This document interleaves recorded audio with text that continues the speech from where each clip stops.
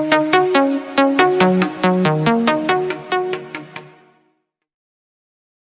दोस्तों, नमस्कार। स्वागत है आपका आपके अपने छोटे से यूट्यूब चैनल स्टडी मंत्रा क्लासेस पर। और जैसा कि आपको पता है, हम केमिस्ट्री कर रहे थे जिसके अंदर हम 2 यूनिट कंप्लीट अच्छे तरह से कर चुके हैं, इलेक्ट्रोकेमिस्ट्री एंड सॉल्यूशन। तो आइए आज का काम हम स्टार्ट करते हैं। तो देखिए, हम केमिस्ट्री कर रहे थे, ठीक है। और जैसा कि आपको पता है, हम यहाँ पर जब स्टार्टिंग की थी, मैंने तब भी आपको बताया था कि जो केमिस्ट्री जो है आपकी, वो 3 पार्ट के अंदर डिवाइड कर रखी है।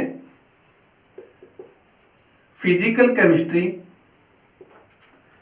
इनऑर्गेनिक केमिस्ट्री, और ऑर्गेनिक केमिस्ट्री, ठीक है। 3 पार्ट के अंदर हम केमिस्ट्री को पढ़ेंगे। देखिए, फिजिकल केमिस्ट्री जो कि हम स्टार्ट कर चुके थे। अब फिजिकल केमिस्ट्री के अंदर हमने क्या पढ़ा था? यहाँ पर हमने इसके अंदर क्या पढ़ा है? फिजिकल लॉ पढ़ी हमने। क्या पढ़े इसके? फिजिकल लॉ, जिसके अंदर 2 यूनिट कर ली थी हमने। एक यूनिट कौन सी थी आपकी? इलेक्ट्रोकेमिस्ट्री हमने किया था, इलेक्ट्रोकेमिस्ट्री किया। उसके बाद सेकेंड यूनिट हमने किया था सॉल्यूशन। कौन सा किया था? सॉल्यूशन। तो इन दोनों यूनिट के अंदर हमने क्या पढ़े थे? इसके फिजिकल लॉ हमने यहां पर पढ़े थे। उसके बाद इनऑर्गेनिक केमिस्ट्री के अंदर हम क्या पढ़ेंगे? तो इनऑर्गेनिक केमिस्ट्री के अंदर हम क्या पढ़ेंगे? यहां पर हम पढ़ेंगे इसके अंदर पीरियोडिक टेबल। क्या पढ़े हुए? Periodic table and property of element, ठीक है, प्रॉपर्टी ऑफ एलिमेंट। उसके बाद ऑर्गेनिक केमिस्ट्री के अंदर हम क्या पढ़ेंगे? ऑर्गेनिक केमिस्ट्री के अंदर हम पढ़ेंगे compound of carbon, compound of carbon. हम यहां पर केवल और केवल कार्बन के कंपाउंड ही हम यहां पर पढ़ेंगे ऑर्गेनिक केमिस्ट्री के अंदर। अब देखो, ऑर्गेनिक केमिस्ट्री के अंदर पीरियोडिक टेबल और पीरियोडिक टेबल के एलिमेंट और इन एलिमेंट के कंपाउंड की हम स्टडी करेंगे। मतलब कि यहां पर जो कंपाउंड जो होंगे, इन कंपाउंड को हम क्या बोलेंगे? Inorganic compound. क्या बोलोगे आप इसको? Inorganic compound. और यहां पर हम कार्बन के कंपाउंड पढ़ेंगे, तो कार्बन के जो कंपाउंड होते हैं उनको हम क्या बोलेंगे? Organic compound. क्या बोलोगे आप इसको? Organic compound. ओके। तो बात आई, जब अगर हम हिस्टोरिकल बात करते हैं यहां पर कि जो ऑर्गेनिक कंपाउंड जो थे या इनऑर्गेनिक कंपाउंड जो थे, इनको अगर इनको एक पार्टिकुलर कोई डेफिनेशन दी जाए तो ऑर्गेनिक कंपाउंड किसे बोला जाएगा और इनऑर्गेनिक कंपाउंड किसे बोला जाएगा? तो हिस्ट्री के अंदर क्या था? एक छोटी सी डेफिनेशन दी गई थी कि ऑर्गेनिक कंपाउंड हम किसे बोलेंगे? तो ऑर्गेनिक कंपाउंड किसे बोलेंगे? विच obtained फ्रॉम लिविंग थिंग, ठीक है। जो लिविंग थिंग्स में से जो ऑब्टेन्ड होता है, जो आपको जैसे कि आपको प्लांट्स में से मिलेगा, ठीक है, या फिर आपको एनिमल में से मिलता है, लाइक जैसे कि आपको क्या मिलता है? फैट मिलता है, ओके, प्रोटीन मिलता है। तो जो भी सब्सटेंस आपको लिविंग थिंग से जो मिलता है वो क्या होगा? आपका ऑर्गेनिक कंपाउंड होगा। ऐसे ही इनऑर्गेनिक कंपाउंड के लिए भी एक छोटी सी हिस्टोरिकल डेफिनेशन जो थी वो क्या थी? कि विच obtained from non living substance. कहां से मिलेगा वो आपको? Non living substance. लाइक जैसे कि आप ये क्या यूज करते हो? साल्ट। अब अगर मैं साल्ट की बात करूं तो साल्ट हमें किसी प्लांट से तो नहीं मिलता, ये साल्ट ना हमें किसी एनिमल से मिलता है, ना ये साल्ट हमें किसी ह्यूमन बीइंग से मिलता है। तो साल्ट क्या हो गया आपका? कि जो साल्ट आप यूज करते हो वो साल्ट क्या है? एक नॉन लिविंग सब्सटेंस से आपको मिलता है, इसलिए साल्ट क्या बन गया हमारे लिए? इनऑर्गेनिक कंपाउंड बन जाता है। कैल्शियम कार्बोनेट, लाइक जैसे आप चौक का यूज करते हैं, ठीक है, चाक का जो हम यूज करते हैं क्लास के अंदर ब्लैक बोर्ड के ऊपर, तो ये जो चाक होता है क्या प्लांट से हमें मिलता है? नहीं मिलता। क्या हमें एनिमल से मिलता है? नहीं मिलता। ये हमें किसी तरह की लिविंग थिंग से नहीं मिलता। तो इसलिए मैं इस कैल्शियम कार्बोनेट को क्या बोलूंगा? ये तो नॉन लिविंग थिंग से मिला है, तो इसलिए मैंने इसको क्या बोल दिया? कि कैसा कंपाउंड होगा आपका ये इनऑर्गेनिक कंपाउंड होगा। ओके, तो ये था हमारी केमिस्ट्री और उसके पार्ट का एक छोटा सा इंट्रोडक्शन। तो आइए आज हम शुरू करते हैं जर्नल ऑर्गेनिक केमिस्ट्री, और जिसका पार्ट फर्स्ट आज हम यहाँ पर स्टार्ट करते हैं।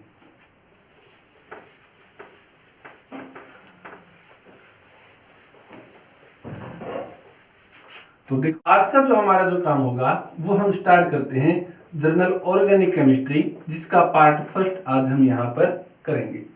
ओके, तो फर्स्ट पार्ट के अंदर हम एक इंट्रोडक्शन यहाँ पर करेंगे कि ऑर्गेनिक कंपाउंड क्या होते हैं। तो देखो सबसे पहले हम बात करते हैं कि ऑर्गेनिक कंपाउंड क्या है, ऑर्गेनिक कंपाउंड क्या होते हैं। तो देखो हिस्टोरिकल डेफिनेशन मैंने आपको बताई थी, क्या बोला था कि ऑर्गेनिक कंपाउंड कौन होता है, जो आपको कहां से मिलेगा, लिविंग थिंग से आपको जो मिलता है, कहां से मिलता है, लिविंग थिंग से जो आपको मिलता है उसको हम क्या बोलेंगे, ऑर्गेनिक कंपाउंड बोलेंगे।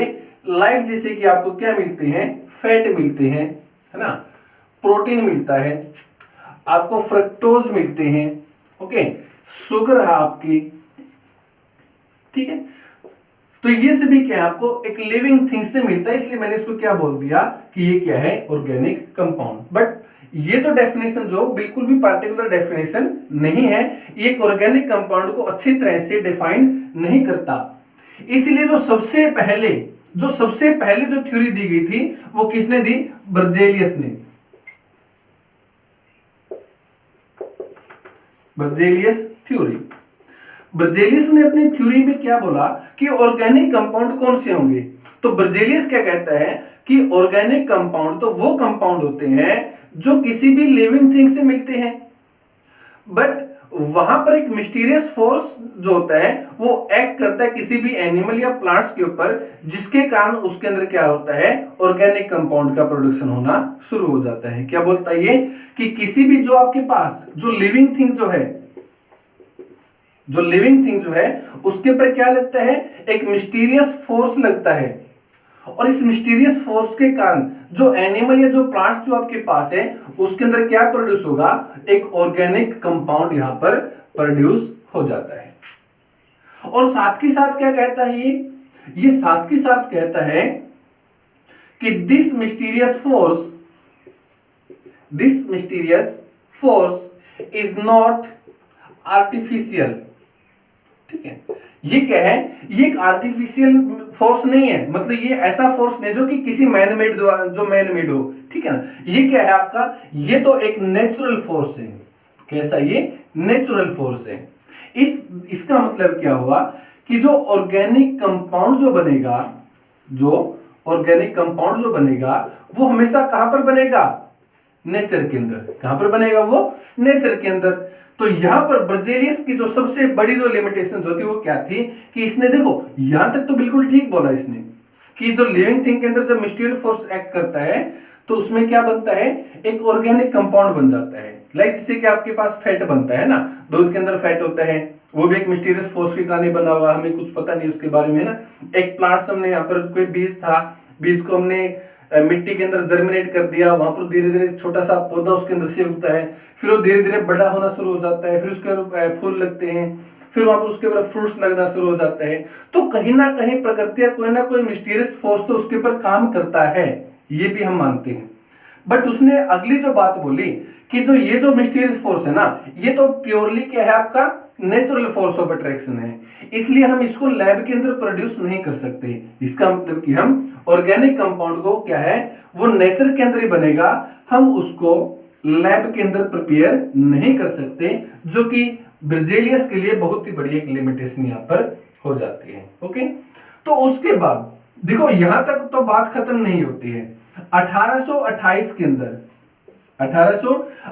के अंदर अगेन एक रिसर्च का वहां पर रिजल्ट आता है, और रिसर्च किसके द्वारा की गई थी, एक साइंटिस्ट था जिसका नाम था वुलर। ठीक है, क्या नाम था उसका, वुलर्स। और वुलर ने जो अपनी जो थ्योरी दी उसका नाम क्या रखा, उसका नाम रखा इन्होंने वुलर्स थ्योरी।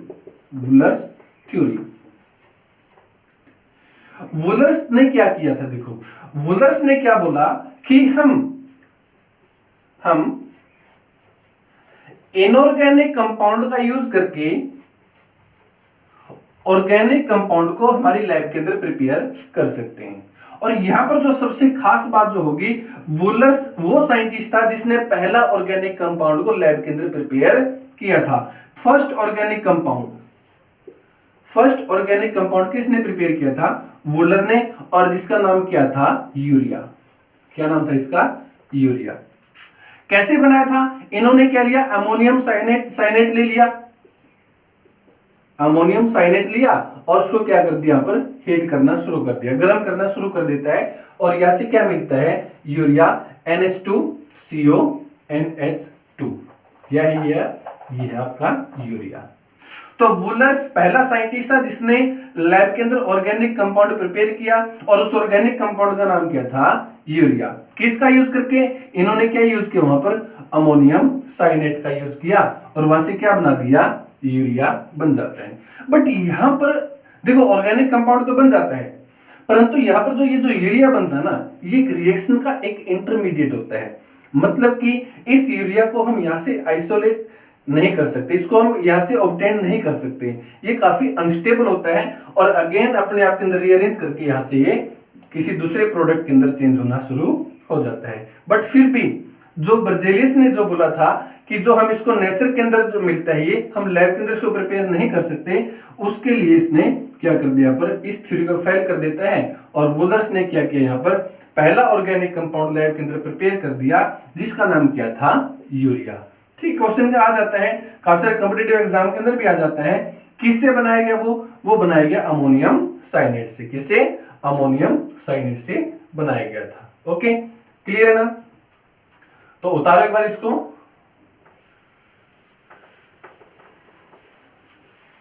तो ये थी हिस्ट्री ऑर्गेनिक कंपाउंड की, कि किस तरह से ऑर्गेनिक कंपाउंड को अपनी एक नई डेफिनेशन यहां से मिलती है। तो ऑर्गेनिक कंपाउंड को यूरिया की प्रोडक्शन के बाद एक नई डेफिनेशन मिल जाती है। वो क्या होती है? कि द compound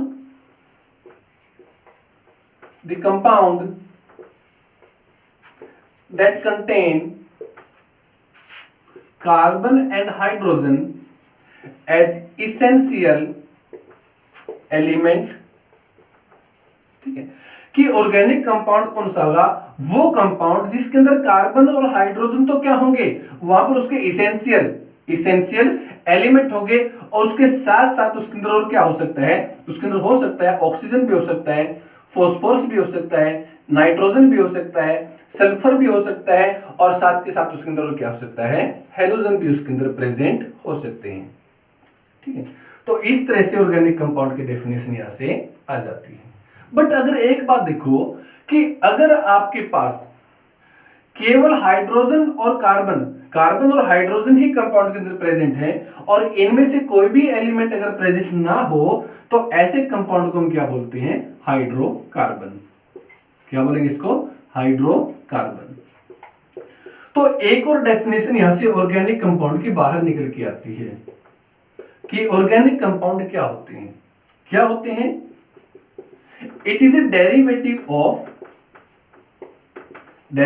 ऑफ हाइड्रोकार्बन। ये तो हाइड्रोकार्बन के डेरिवेटिव होते हैं, मतलब कि ऐसे कंपाउंड जो हाइड्रोकार्बन से ही बनते हों। कैसे? लाइक जैसे कि आपके पास क्या है? मीथेन।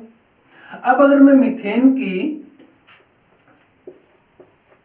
रिएक्शन करवा देते हैं, क्लोरीनेशन यहां पर हम इसका करवा देते हैं, क्लोरीन के साथ रिएक्शन करवा देते हैं, तो क्लोरीन क्या करता है? ऐसे क्लोरीन एक एक हाइड्रोजन को रिप्लेस करता है, और यहां से क्या बना देता है? ये कार्बन टेट्रा क्लोराइड बना देता है, और बाहर क्या निकलता है? इसमें से 4HCl यहां से बाहर निकल जाता है।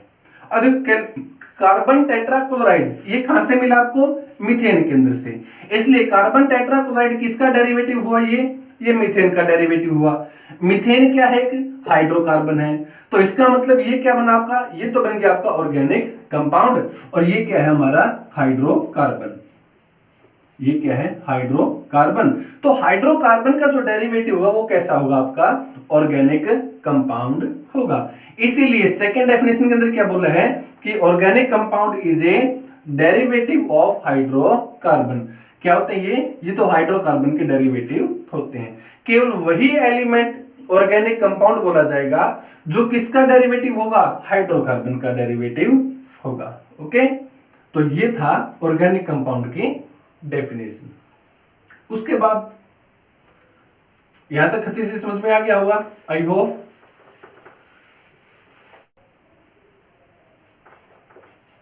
तो देखो एक नई चीज हमने यहां पर पढ़ी, हाइड्रोकार्बन। बच्चों हाइड्रोकार्बन क्या होते हैं? हाइड्रोकार्बन क्या होंगे? द कंपाउंड, नाम से ही है, the compound that are made up of only carbon and hydrogen.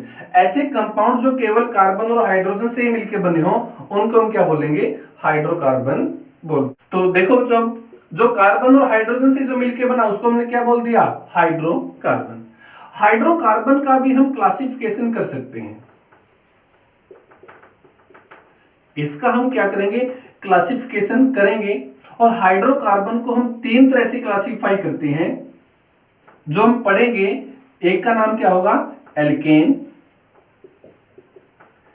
Alkene और एल्काइन। क्या होंगे, तीन हाइड्रोकार्बन होंगे आपके पास, एल्केन होगा, एल्कीन होगा और क्या होगा यहां पर, एल्काइन होगा। एल्केन क्या होते हैं? एल्केन ऐसे हाइड्रोकार्बन होते हैं जिसके अंदर कार्बन कार्बन के बीच में कैसे बॉन्ड हो, एक सिंगल बॉन्ड हो, केवल एक बॉन्ड हो जिसके बीच में, उसको हम क्या बोलेंगे, एल्केन। एल्कीन किसे बोलेंगे? एल्कीन हम बोलते हैं कि जब कार्बन कार्बन के बीच में कहां पर, कहीं पर भी डबल बॉन्ड आ जाता है तो उसको हम क्या बोलेंगे, एल्कीन बोलेंगे। एल्काइन, एल्काइन जब कार्बन कार्बन के बीच में कैसा बॉन्ड हो, ट्रिपल बॉन्ड हो, उसको हम क्या बोलेंगे, एल्काइन बोलेंगे। क्या बोलेंगे उसको, एल्काइन। इसीलिए देखो ऐसा कोई भी कार्बन का कंपाउंड, ऐसा कोई भी कार्बन का कंपाउंड जिसके बीच में केवल सिंगल बॉन्ड प्रेजेंट हो उसको हम क्या बोलेंगे, उनको हम क्या बोलते हैं, सैचुरेटेड, सैचुरेटेड कंपाउंड। क्या बोलेंगे उसको, सैचुरेटेड कंपाउंड। याद रखने का बिल्कुल आसान सा है, single, S for single, S for saturated. अगर कार्बन कार्बन का जो कंपाउंड आपके पास हो उसमें डबल बॉन्ड या ट्रिपल बॉन्ड प्रेजेंट हो तो उसको हम क्या बोलेंगे, अनसैचुरेटेड। कैसा बोलेंगे उसको, अनसैचुरेटेड कंपाउंड। कैसा कंपाउंड बोलेंगे इसको, अनसैचुरेटेड कंपाउंड। ओके, तो हाइड्रोकार्बन को हमने तीन तरह से क्लासिफाई किया। एक क्या हुआ आपका, alkane, second alkene, third alkyne. Alkane जहां पर कार्बन कार्बन के बीच में सिंगल बॉन्ड होगा, एल्कीन जहां पर डबल बॉन्ड होंगे, एल्काइन जहां पर कैसे बॉन्ड होंगे, ट्रिपल बॉन्ड होंगे। अगर कार्बन कार्बन बीच में कोई मल्टीपल बॉन्ड प्रेजेंट है, मतलब कि डबल बॉन्ड प्रेजेंट है या ट्रिपल बॉन्ड प्रेजेंट है, तो उसको हम क्या बोलेंगे, अनसैचुरेटेड कंपाउंड। अगर कार्बन कार्बन के बीच में कोई सिंगल बॉन्ड प्रेजेंट है तो ऐसे कंपाउंड को हम क्या बोलेंगे, सैचुरेटेड कंपाउंड।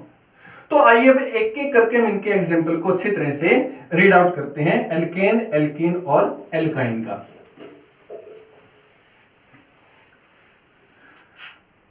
तो बात करते हैं alkane. Alkane, alkane again carbon carbon के बीच में कैसे बॉन्ड होंगे, सिंगल बॉन्ड होंगे। क्या होता है, पेपर में क्या पूछा जाएगा कि what are the general formula of alkene.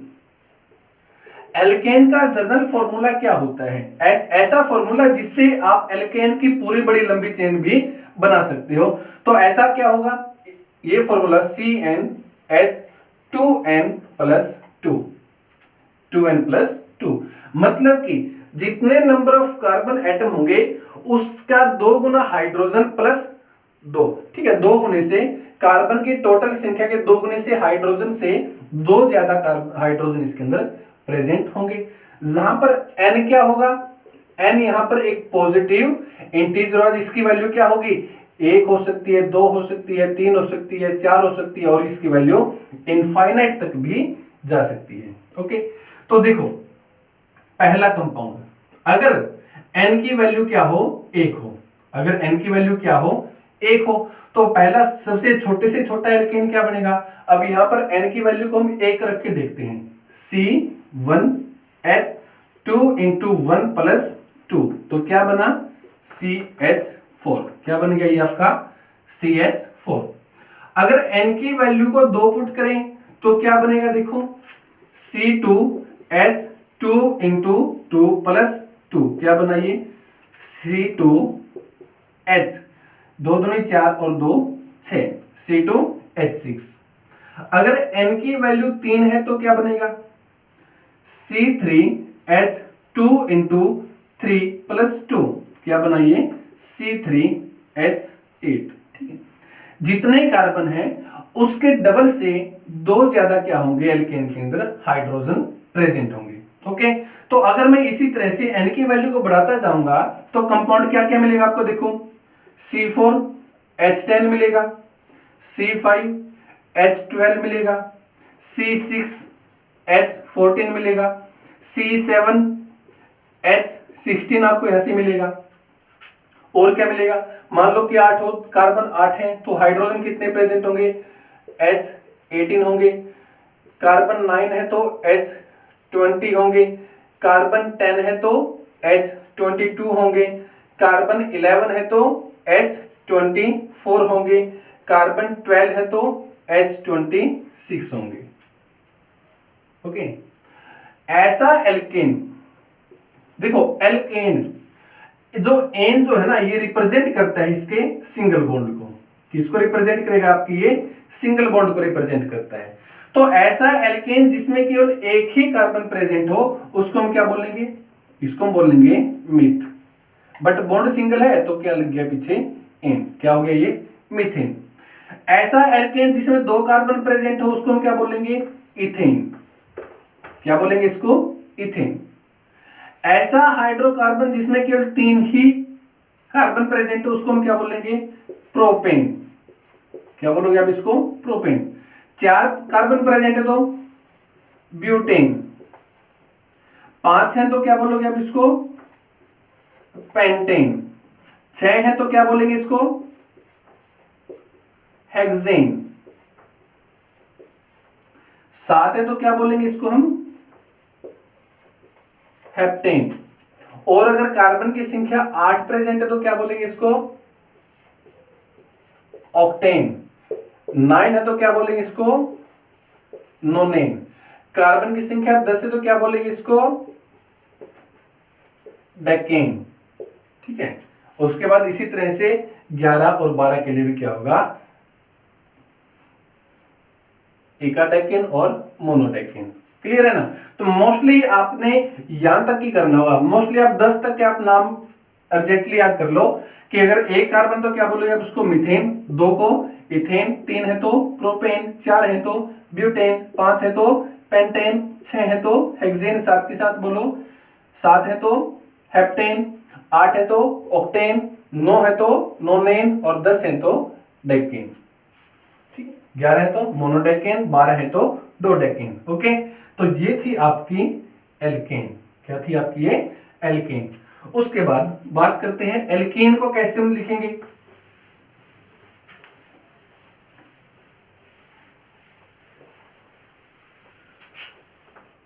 तो देखो एल्कीन, एल्कीन एल्कीन का जनरल फॉर्मूला क्या होगा, ये होगा CnH2n। क्या होगा CnH2n। जहां पर सेम वही बात, n क्या है इंटीजर है जिसकी वैल्यू क्या होगी 1 हो सकती है, 2 हो सकती है, 3 हो सकती है, 4 हो सकती है और अप टू कहां तक होगी ये इनफाइनाइट तक होगी। कहां तक होगी इनफाइनाइट तक। तो देखो अगर n की वैल्यू क्या हुई 1 हुई तो फॉर्मूला क्या बनेगा C, यहां पर रखो 1H2, CH2 नहीं बनेगा। ठीक है, n की वैल्यू क्या होगी, यहां पर स्टार्टिंग कहां से होगा 2 से स्टार्ट होगा ये आपका, तो क्या बनेगा C2। अब 2 यहां पर रखा तो क्या बन गया ये H4। उसके बाद n की वैल्यू क्या रखी मैंने 3 रखी तो क्या हुआ ये C3H6।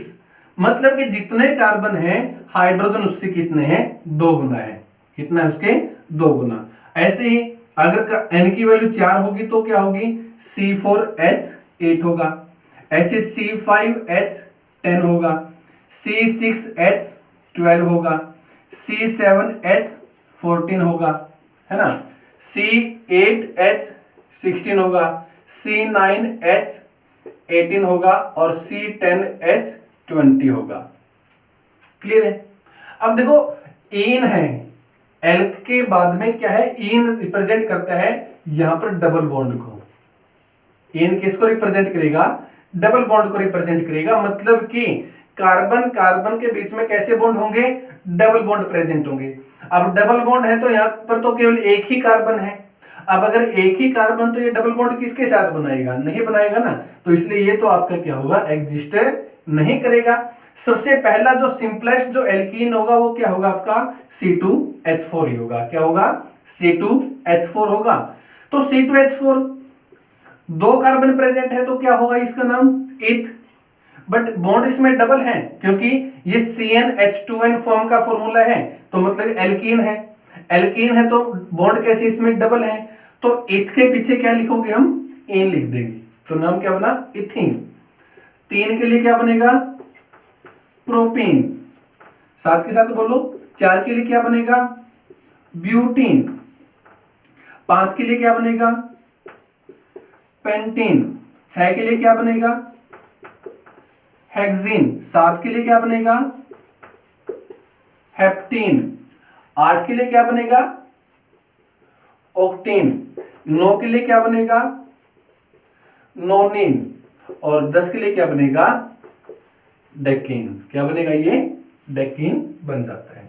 तो ये थी आपकी फैमिली, एल्केन फैमिली, जिसका जनरल फॉर्मूला क्या होगा? CnH2n। बिल्कुल भी घबराने बात नहीं है, बिल्कुल ही आसान पोर्शन है। क्या होगा? CnH2n। मतलब कि यहां पर कार्बन की संख्या, जो हाइड्रोजन की जो संख्या होगी वो कार्बन से क्या होगी? 2 गुना ज्यादा होगी। अगर कार्बन 2 है तो हाइड्रोजन कितने होंगे? 4 होंगे। कार्बन 3 है तो हाइड्रोजन कितने होंगे? 6 होंगे। कार्बन 4 है तो हाइड्रोजन क्या होगा? 8 होगा। कार्बन 5 है तो हाइड्रोजन कितने हैं? 10 है। इसी तरह से कार्बन 10 है तो हाइड्रोजन क्या है यहां पर? 20 है। कितने हैं? 20। क्लियर? तो ये थी आपकी एल्कीन फैमिली। उसके बाद कौन सी फैमिली आती है? एल्काइन। कौन सी फैमिली आएगी? एल्काइन। एल्काइन। एल्काइन का जनरल फॉर्मूला क्या होगा? CnH2n-2। मतलब हाइड्रोजन कितने प्रेजेंट होंगे? हाइड्रोजन कार्बन के 2 गुने से 2 कम होंगे। क्या होंगे? कार्बन की संख्या से 2 गुने से उससे 2 कम हो जाते हैं। जैसे कि एल्केन था, एल्केन के अंदर हाइड्रोजन कितने थे? कार्बन की संख्या के 2 गुने से 2 ज्यादा थे। ऐसे एल्केन के अंदर कार्बन की संख्या के 2 गुना कौन था? हाइड्रोजन था। अब एल्केन के अंदर क्या हो गया? यहां पर कार्बन की संख्या से हाइड्रोजन की संख्या जो है उसके 2 गुने से 2 कम है। एल्काइन तो बॉन्ड कैसे प्रेजेंट है कार्बन के बीच में? कहीं पर भी कार्बन कार्बन के बीच में कैसा बॉन्ड पाया जा सकता है? ट्रिपल बॉन्ड वहां पर हो सकता है।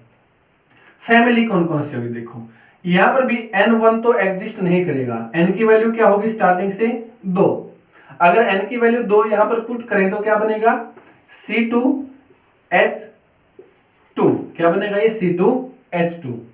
उसके बाद N की वैल्यू अगर 3 है तो क्या बनेगा? देखो 3 यहां पर पुट करो, C3H। क्या बनेगा? देखो यहां पर 3 पुट किया, 3 दूनी 6 से 2 गया 4, C3H4। उसके बाद अगर N की वैल्यू क्या पुट करी मैंने? 4 पुट की तो क्या हुआ? C4। अब यहां पर 4 पुट किया, 4 दूनी 8 में से 2 गया H6। उसके बाद N की वैल्यू को अगर मैं 5 पुट करता तो क्या बनेगा? C5। अब 5 यहां पुट किया तो क्या बन गया? ये H8 बन जाता है ना। N की वैल्यू को अगर मैं 6 पुट करता तो क्या बनेगा? C6H। क्या बनेगा? यहां पर 10 बनेगा। उसके बाद अगर मैं N की वैल्यू को 7 पुट करता तो क्या बनेगा? C7H12 बन जाता है। एक काफी अच्छी सीक्वेंस इसके अंदर आप देख रहे होंगे शायद। 8 पुट की N की वैल्यू तो क्या बना? C8H14 बन जाता है। 9 पुट की N की वैल्यू तो C9H16 बन जाता है। अगर कार्बन की वैल्यू N वैल्यू कितनी हो? 10 हो तो ये कितना बन जाता है? इसका 18 बन जाता है है ना। तो एल्काइन के अंदर जो अगर मैं सक्सेसिव एक मेंबर से दूसरे मेंबर पर जब जंप करता हूं तो हाइड्रोजन की संख्या के अंदर कितना ऐड हो जाता है, 2 ऐड हो जाते हैं। पहले कितने, 2 थे, फिर 4, फिर 6, फिर 8, फिर 10, उससे अगली फैमिली में 12, उसके बाद वाली फैमिली में 14, फिर उसके बाद 16, फिर 18। कार्बन की संख्या एक एक बढ़ती है और हाइड्रोजन संख्या कितनी बढ़ती है, इसके अंदर 2 संख्या इंक्रीज हो जाती है। ओके, तो देखो 2 कार्बन तो क्या बोलेंगे हम इसको, इथ, बट बॉन्ड पीछे क्या लगाओगे अब इसके, आइन, क्योंकि ट्रिपल बॉन्ड है। यहां पर प्रोपाइन, क्या लिखोगे आप इसको, प्रोपाइन। 4 को क्या लिखोगे आप, ब्यूटाइन। 5 को क्या लिखेंगे इसका, पेंटाइन। 6 को क्या लिखोगे, हेक्साइन। 7 को क्या लिखोगे, हेप्टाइन। ऐसे 8 को क्या लिखोगे, ऑक्टाइन। 9 को नोनाइन और 10 को क्या लिखोगे, डेकाइन। क्या लिखोगे, डेकाइन। ओके, तो ये थी आपकी जर्नल सी फैमिली, एल्केन, एल्कीन और एल्काइन का एक सिंपल सा हमने यहाँ पर इंट्रोडक्शन किया। उसका जनरल फॉर्मूला क्या था वो हमने कर लिया, और उनके नेमिंग किस तरह से हम लिखेंगे ये भी हम यहाँ पर कर चुके हैं काफी अच्छी तरह से।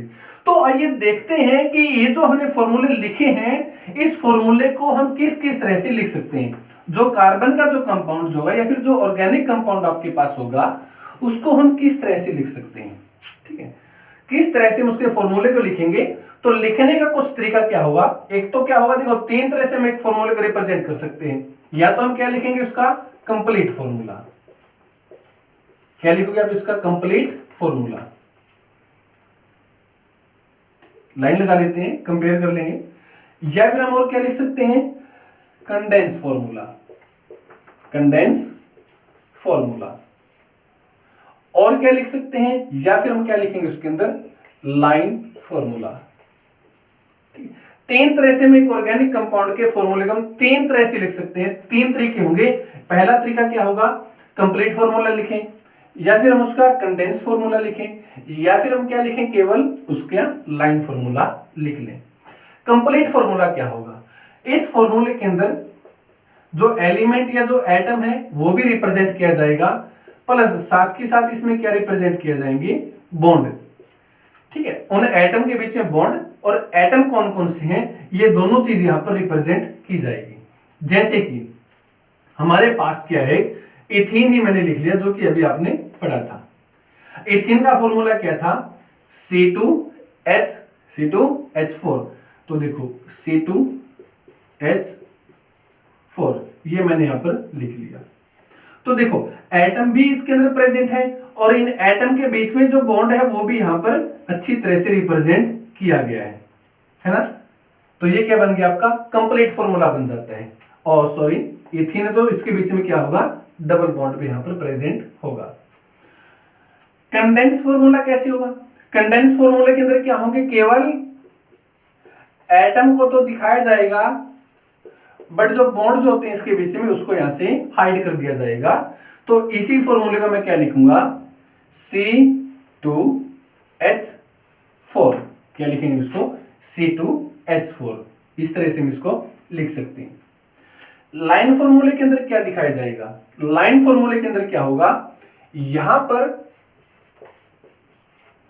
हेट्रो एटम को दिखाया जाएगा। अब हेट्रो एटम क्या होता है बताएंगे आपको, 1 मिनट वेट करो।